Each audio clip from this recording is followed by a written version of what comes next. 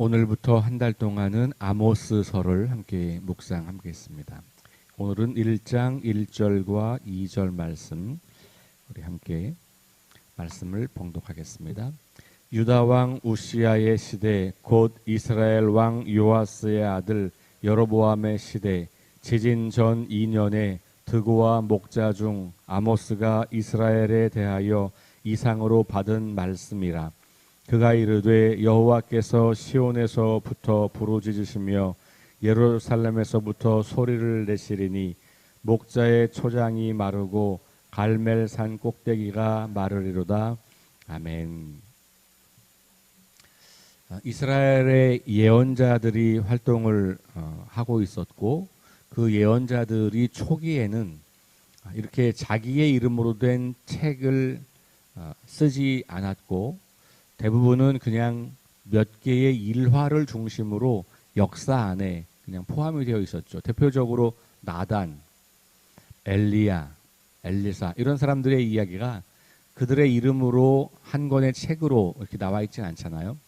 그러니까 초기 예언자들은 그렇게 이런 그 방대한 양의 말씀이 기록되지 않다가 이제 기록이 되는 예언자로는 아모스가 처음이에요. 그러니까 사실은 이제 역사적으로 보면 아모스 시대 이전과 이후에 예언자의 어떤 역할과 비중이 굉장히 좀 달라졌다라고 볼 수가 있어요. 그래서 아모스를 최초의 문서 예언자 이렇게 이제 표현을 합니다. 그래서 뭐 아모스, 호세아, 미가, 나훔, 요엘 이렇게 자기의 이름으로 된 우리 성경이 있잖아요. 그런 사람들을 문서 시대의 예언자 이렇게 말하고 엘리야, 엘리사, 나단 이런 사람들은 뭐 역대기나 열왕기서의 왕들의 이야기와 함께 나오는 그래서 아주 짧은 일화를 중심으로 등장하는 사람들 그런 예언자들을 문서 이전 예언자라고 합니다. 문서 이후 예언자들이 특별히 사회의 문제 그리고 어떤 일상의 문제 이런 것과 신앙을 연결시키는 사람들이었어요. 그래서 아모스 우리 잘 아는 것처럼 정의의 예언자 우리 그렇게 이름하잖아요. 그러니까 사회의 불의와 하나님의 뜻 이런 것을 연결시켜서 종교활동 중심의 어떤 신앙이 아니라 일상의 삶의 바탕을 둔 신앙생활을 이야기하고 있는 그래서 대부분의 문서 예언자들의 예언의 활동은 그 사회의 부정불의, 부패를 심각하게 직면하고 그것을 똑바로 보게 하고 그것 때문에 이스라엘은 망한다 이렇게 이야기하는 경우들이 굉장히 많죠. 그런 의미에서 보면 그 당시 기존의 권력자들과는 늘 마찰이 있는 거고 그 권력자들은 늘 예언자들을 골치 아파했고 심한 경우는 예언자들을 박해하고 죽이기까지 하는 모습들을 보게 되죠. 그것은 그 당시에 부패한 권력을 향해서 또 그 정치 체제를 향해서 할 말을 하기 때문에 그런 거였고 그것이 바로 하나님께서 이루시는 하나님의 나라와 정반대의 모습이라고 하는 것을 계속해서 일깨워 주었기 때문에 그런 박해를 당하는 것이 있었죠. 또 하나 박해를 당했던 이유 중에 하나는 그들 대부분이 다는 아니지만 많은 경우에 출신이 권위자들, 권력자들이 보기에는 비천한 사람들이에요. 아모스가 대표적입니다. 아모스는 그래서 이 왕을 측근으로 왕의 측근에서 활동하던 아마샤라고 하는 예언자와 대결 구도가 펼쳐지기도 하죠. 7장에 보면 그런 이야기가 나오는데 아모스는 오늘 소개하는 본문에도 드고와 출신 목자 이렇게 표현을 하고 있고 7장 14절에 아마샤가 네가 무슨 예언자냐라고 그렇게 말할 때 그렇다 나는 당신처럼 그런 어떤 출신이 좋은 예언자 집안에서 태어난 것도 아니고 잘 교육받은 사람도 아니고 그저 나는 목자였고 뽕나무를 재배하는 사람에 불과했는데 어느 날 하나님이 나를 부르셔서 내가 이 일을 하는 거야. 뭐 이렇게 이야기하는 거거든요.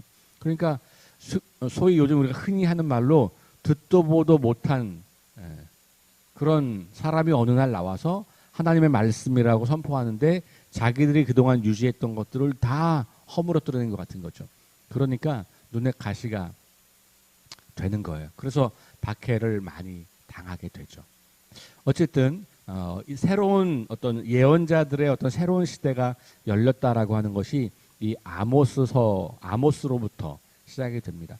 우리말 성경의 그 책의 순서가 이 연대순으로 꼭 된 건 아니어서 아모스보다 뒤늦게 기록된 책들도 아모스보다 앞에 있는 경우가 있어서 우리가 그것을 식별할 수는 없지만 학자들의 연구에 의하면 그렇게 우리가 볼 수가 있습니다.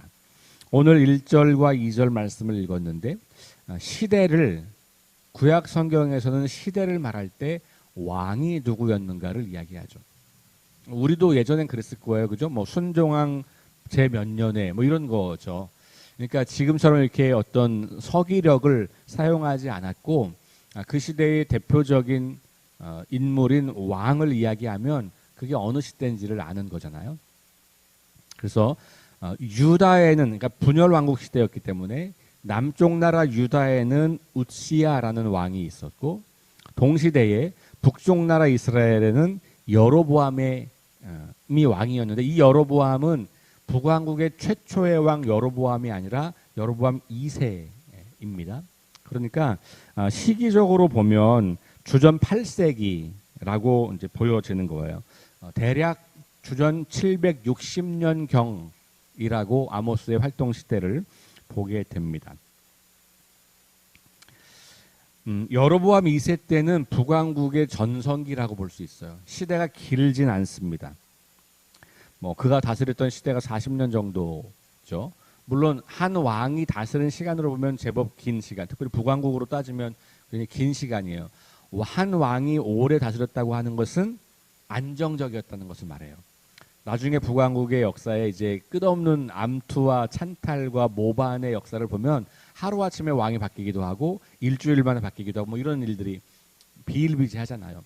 그런 것에 비하면 이 여로보암 2세 때는 굉장히 안정적이고 그 다음에 정치, 경제, 군사, 문화적으로 아주 번성기를 누릴 때입니다. 왜냐하면 그 당시 초강대국이었던 이집트가 힘을 좀 쓰지 못할 때였어요. 그러다 보니까 자연스럽게 그 이집트 주변에 있던 약소국들이 자기 나름대로의 어떤 입김을 좀 발휘하게 될 때였고 그때 이스라엘도 그런 시대를 맞이하게 됩니다. 그러니까 이스라엘과 유다가 이집트의 영향을 거의 받지 않았던 거의 유일한 시기라고 볼 수도 있습니다. 그러니까 매우 안정적이고 그 다음에 경제적인 번영도 누리고 있고 군사적인 위협도 없고 그러니까 일반적으로 볼 때는 제법 괜찮은 시대인 거예요. 그렇죠? 특별히 이 시대는 이제 전제 군주 시대니까 왕과 왕족들과 가진자들은 너무 살기 좋은 시대인 거예요. 그런데 그런 시대에 하나님께서 별로 문제가 없어 보이는 그 시대에 하나님께서 시골 출신 별 볼 일 없는 아모스를 하나님의 예언자로 부르셔서 그를 통해서 이 이스라엘 백성들이 무엇인가 심각한 문제가 있다는 것을 들려주는 겁니다. 아무 문제 없이 평안하고 괜찮고 잘 살고 부강하고 평화로운 시대를 살고 있는 것처럼 보이는 이 시대에 하나님은 아모스를 들어서 너네 그렇게 살면 망한다 경고하는 거예요. 우리는 사실은 번영을 꿈꾸고 평화를 꿈꾸고 안정을 꿈꾸잖아요. 국가가 우리에게 정부가 우리에게 제공해 줄 수 있는 가장 유익은 이 나라가 안전하고 그렇죠? 부강하고 경제적으로 번영하고 이거 모든 국민이 정부에게 원하는 거고 정부도 그걸 위해서 열심히 애를 쓰는 거고 그게 우리가 일반적인 사회에서 괜찮은 사회, 잘 사는 나라 이런 거잖아요. 그런데 하나님의 관심은 좀 다른 것 같아요. 아모스를 보면 뭐 아모스만이 아니라 특별히 주전 8세기 아모스, 호세아, 미가, 이사야 이런 사람들의 글들을 읽어보면 경제적인 번영과 군사적인 어떤 안정감이 그 나라를 평가하는 기준이 아니라는 것을 알게 돼요. 오늘 아모스, 우리가 이번 달 아모스, 다음 달 호세아를 읽을 텐데 아모스, 호세아를 읽으면서 하나님이 원하시는 좋은 나라는 과연 어떤 나라인가를 한번 좀 생각해 보시면 좋을 것 같아요. 물론 우리가 이 땅의 한 시민으로서, 국가의 한 국민으로서 이 땅이 안정되고 번영하고 부강한 것을 꿈꾸는 것이 나쁜 일은 아니에요. 또 그것을 국가가 하도록 우리는 잘 따라가야 하기도 하고 때로는 말을 하기도 해야 하죠. 그런데 우리 그리스도인들에게는 그것만이 좋은 나라를 만드는 기준이 되어서는 안 된다는 것을 성경은 우리에게 분명하게 말해주고 있다고 봅니다. 자, 그래서 가장 황금기였던 이 시대에 실제 모습은 이 아모스가 우리에게 보여주고 있는 모습은 뭐 앞으로 보겠지만 간략하게 제가 말씀드리면 이런 거예요. 국제 무역이 굉장히 활발해가지고 많은 수입이 들어오는 거예요. 그러니까 굉장히 경제적으로 번성하고 있다는 걸 알 수 있어요. 포도주와 곡식을 팔아서 부자가 된 부유한 계층들이 많습니다. 그러니까 이게 뭐 농사를 잘 짓게 되고 그 농사의 수익이 풍성하고 뭐 이렇게 되는 거겠죠. 그래서 왕족이나 이 귀족들은 사치스러운 여름과 겨울 별장을 소유할 만큼 그 별장이 막 상아로 만들어진 어마어마한 이 별장들이 지어지게 되고요. 그런데 이제 그 이면에는 가난한 사람들은 더욱 가난해져 가고 힘이 없는 사람들은 이 부자들에게 착취당하고 빼앗기고 이런 모습들이 반복해서 일어나고 있는 것을 보게 됩니다. 이 아모스가 그래서 이런 어떤 발전된 모습 이면에 그것이 굉장히 큰 위화감을 조성하고 있고 빈익빈 부익부 현상이 극에 달하고 있다는 것을 표현해 주고 있어요. 심지어 법정에서도 돈 많은 사람은 쉽게 풀려나고 돈 없는 사람들은 그냥 억울하게 당하고 오히려 그나마 조금 가지고 있던 것도 부자들 기득권자들한테 다 빼앗겨버리는 그런 모습들을 보게 되고 억울한 사람들이 도무지 이 억울함을 어디 가서 호소할 데가 없는 거예요. 나라가 바른 나라가 되면 법에 호소해서 이 법이 약한 사람들의 이 억울함을 풀어줘야 되는데 그게 안 되는 거죠.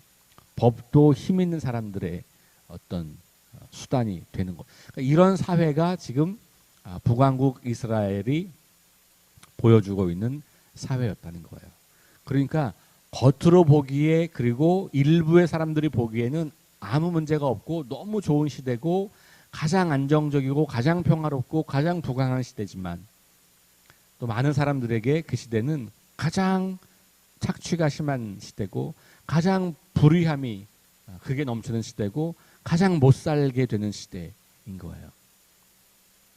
하나님은 그런 연약한 사람들을 위해서 예언자를 부르시는 거죠. 그래서 하나님이 약자의 하나님이라고 하는 것은 성경이 일관되게 말하고 있는 거죠. 이스라엘이 이집트 강대국의 노예로 있을 때 그것을 불쌍히 여기시고 그 약자를 구원해내신, 그러니까 출애굽 사건, 이스라엘의 구원이 바로 그거잖아요. 그러니까 이스라엘 백성들에게 가장 중요한 율법 중에서 가장 중요한 것 중에 하나는 뭐냐면 나그네를 잘 대접하라는 거예요. 왜냐하면 자기들이 나그네였기 때문에. 그런 나그네를 사랑하셔서 하나님이 우리를 하나님 나라 백성으로 삼으셨으니 우리도 가장 힘이 없고 가장 연약한 나그네와 고아와 과부를 잘 돌보는 삶을 살아야 한다. 이게 초대교회 그리고 구약시대 이 성경에서 계속해서 나오는 이야기죠. 왜 그러냐? 하나님이 그렇게 연약한 자들을 버려두지 아니하시는 분이었기 때문에 그런 거고, 주전 8세기 예언자들도 그 동일한 맥락에서 하나님의 부르심을 받고 하나님의 말씀을 전했던 사람들이었습니다. 한마디로 말하면 부의 불공정, 그게 이 아모스가 살던 시대의 사회적인 모습이었어요. 부의 불공평한 분배. 근데 이게 이 3000년 전에 이 팔레스타인의 이야기가 아니라 오늘 이 시대 우리들의 이야기와 너무 흡사합니다. 저는 그런 의미에서 이 예언서는 옛날 이야기로 버려둘 게 아니라 오늘 우리가 어떻게 이 시대에 번영을 꿈꾸고 평화를 추구하고 살아가는 이 시대에 어떻게 우리가 하나님의 뜻을 따라갈까를 생각한다면 반드시 읽고 묵상하고 배워야 하는 그런 책이 바로 아모스라고 생각이 돼요. 자, 그런 의미에서 이런 시대 상황을 보고 하나님께서 부르신 거죠. 누구를? 아모스를. 근데 그 아모스가 누구였다고요? 그냥 일반인이었다는 거예요. 보통 사람. 우리 예전에 한 대통령께서 나는 보통 사람입니다. 그래가지고 그게 되게 유행했잖아요. 그러니까 그분은 그렇게 선대의 대통령에 비하면 그렇게 뭐 탁월하거나 뛰어나거나 그렇지는 않다라고 말하면서 보통 일반 사람들을 위한 대통령이 되겠다. 아마 그런 의미로 그런 말씀을 하셨던 것 같아요. 이 아모스가 바로 그런 보통 사람이에요. 목자였고 뽕나무를 재배하는 사람이었어요. 이것을 1장 1절에서도 이야기하잖아요. 드고와 목자 중 아모스가. 드고아는 이제 베들레헴이라고 하는 곳 아시잖아요. 그 베들레헴에서 남쪽으로 몇 킬로 정도 떨어져 있는 곳이에요. 그러니까 시골이에요. 일단 드고아 자체도. 그리고 거기에서 목자로 혹은 뽕나무를 재배하는 사람으로, 여기 1장 1절은 목자로만 나와 있지만 7장 14절 가면 본인이 스스로를 말할 때 나는 목자였고 뽕나무 재배자였다 이렇게 말하죠. 그러니까 하나님께서는 하나님의 일을 하시는 방법이, 우리는 보통 어떻게 생각하냐면 하나님이 뭔가 초월적이고 신비한 기적을 일으켜 주시기를 기대를 많이 해요. 그렇지 않나요? 우리가 기대할 때 하나님이 어떻게 일하시면 좋냐면 그냥 하나님이 어떤, 우리가 쉽게 말하는 그냥 마법 같은, 뭔가 뿅 하고 뭔가 상황이 달라지거나 뭔가 새로워지는 것을 기대한단 말이에요. 그런데 성경 전체를 놓고 보면 그렇게 특별하고 신비한 방법으로 일하시는 경우는 그렇게 흔치 않아요. 없는 건 아니에요. 하나님께서 어쩔 수 없이 그런 방법을 쓰시긴 하지만 거의 대부분의 방법은 하나님은 그냥 일상적인 사람을 불러서 일상적인 삶의 사건을 통해서 그렇게 일을 하시는 거예요. 그러니까 우리가 하나님께 기적을 요구하는 기도를 많이 드릴 때가 있는데, 실은 하나님이 일으키시는 기적은 어떻게 보면 우리는 믿음으로 그걸 기적으로 고백할 수 있지만 아주 일상적이고 일반적인 일들이에요. 하나님이 역사를 운행하실 때 특별한 방법만 사용하신다면 우리는 다 어떻게 될 것 같아요. 일상적인 삶을 살아가기가 어려운 거죠. 그런데 하나님은 우리의 삶을 질서 있게 아름답게 규모 있게 살아갈 수 있는 그 틈바구니 안에서 하나님은 일상적인 사람들을 쓰시고 일상적인 방법을 쓰신다는 거예요. 이걸 기억하는 것이 굉장히 중요해요.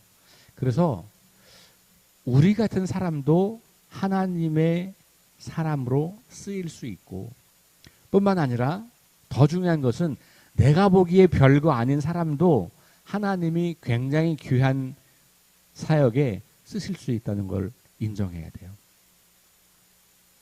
우리가 신앙생활을 오래 하고 기도를 많이 하고 성경 지식이 쌓이고 소위 말하는 믿음이 좋은 사람처럼 보이기 시작할 때 우리가 가장 경계해야 될 것은 나 같아야 되는데 왜 나 같지 않은가, 이러면서 다른 사람들에 대한 부정적인 판단을 하기 시작할 때, 더 나아가서 너가 그러고도 쓰임 받겠어?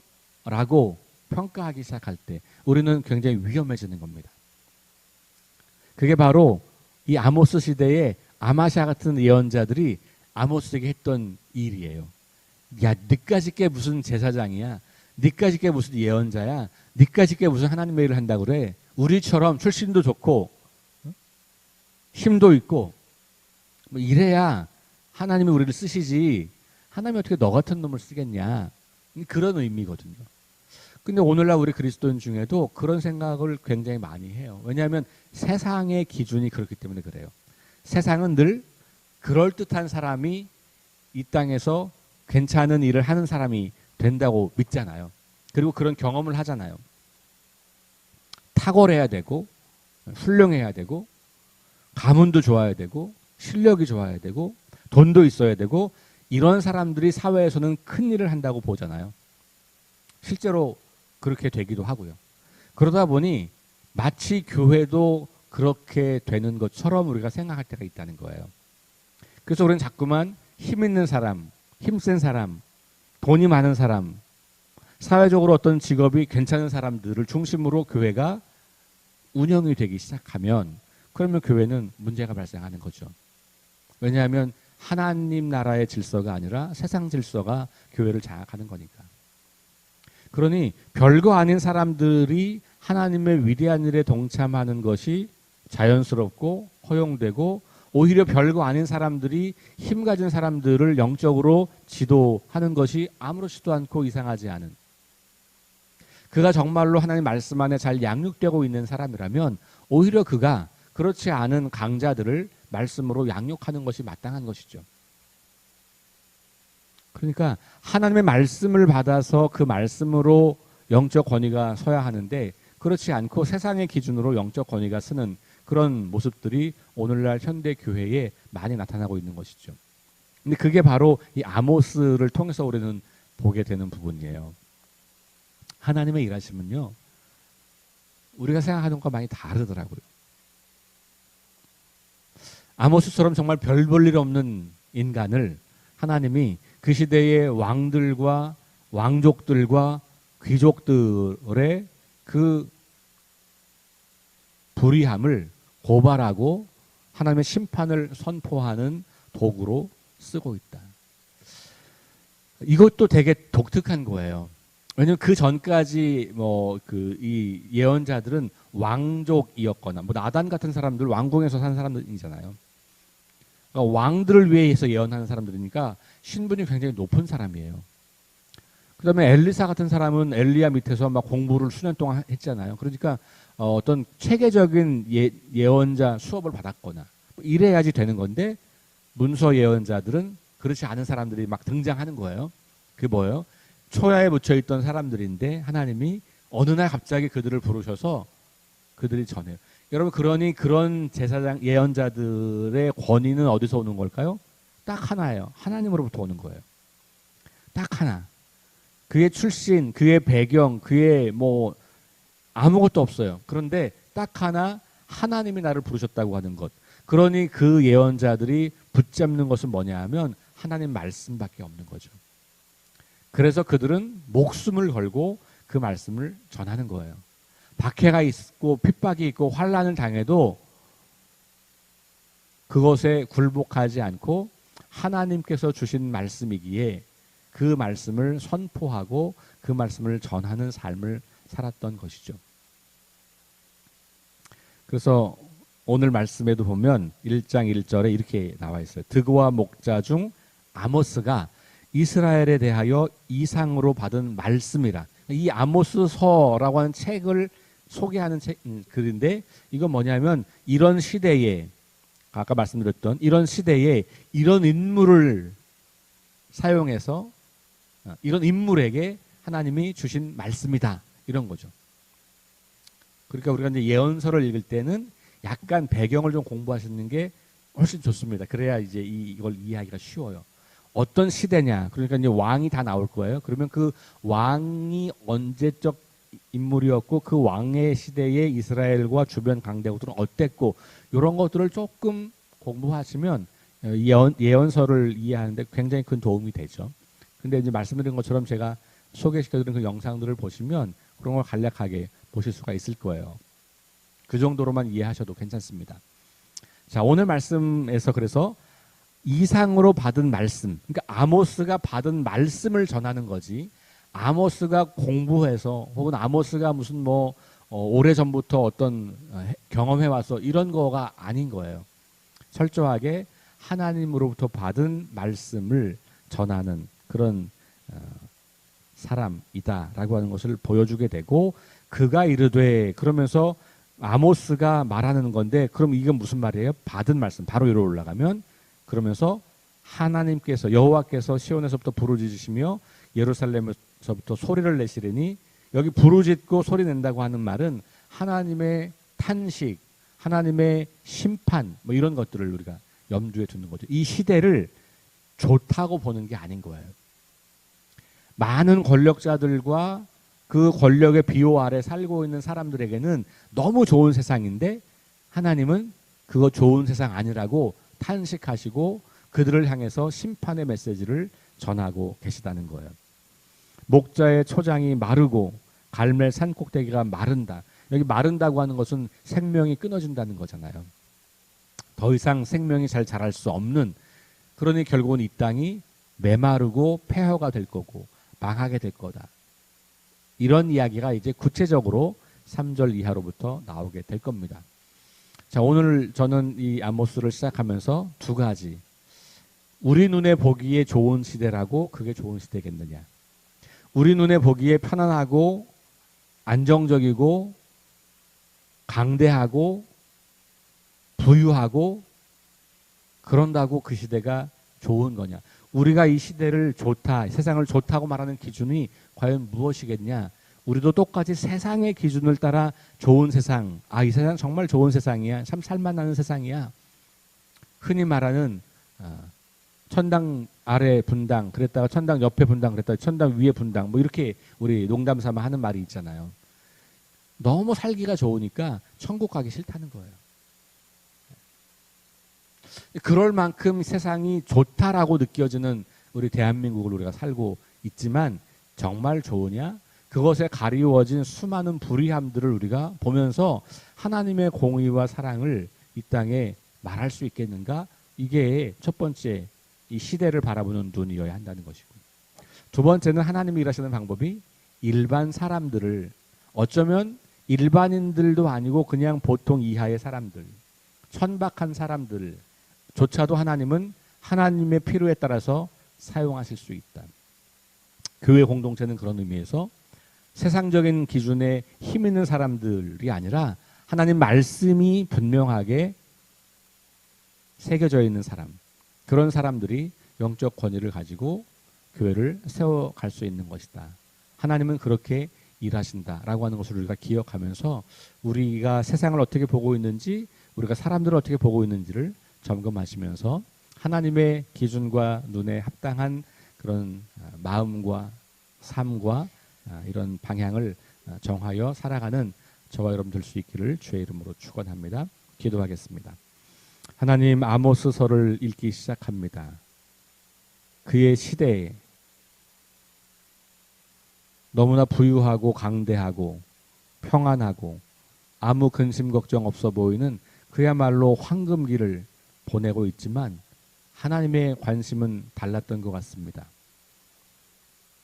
그렇게 자기들의 번영에 취해 있던 그 시대에 번영 뒤편에서 고통하며 그 번영에 자신의 삶을 빼앗겼던 수많은 약자들을 바라보시면서 그들 가운데 한 사람을 불러서 하나님께서 하나님 나라의 일을 맡기셨던 것을 우리가 보게 됩니다.